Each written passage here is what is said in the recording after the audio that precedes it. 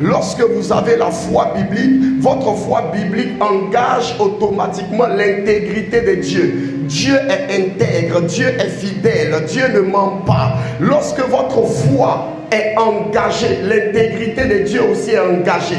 C'est la raison pour laquelle s'il y a une personne pour avoir foi en Dieu, il y a un Dieu aussi pour honorer la foi de l'homme. Écoutez-moi très bien, la véritable foi biblique qui n'est pas basée sur le raisonnement, mais qui est basée sur ce que l'on ressent au travers de notre cœur, la voix de Dieu dans notre cœur engage automatiquement l'intégrité de Dieu. Si Dieu n'honore pas la véritable foi, il y a un problème. À chaque fois que vous manifestez la véritable foi, il y a la réputation de Dieu qui est mise en avant.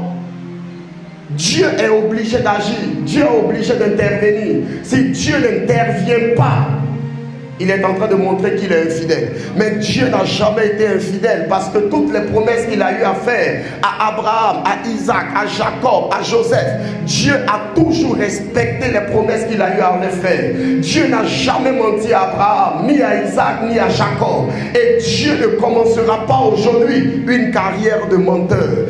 Dieu, lorsque vous avez la foi et que votre foi est biblique, l'intégrité de Dieu est engagée automatiquement. Dieu est obligé d'honorer votre foi parce que votre foi est biblique.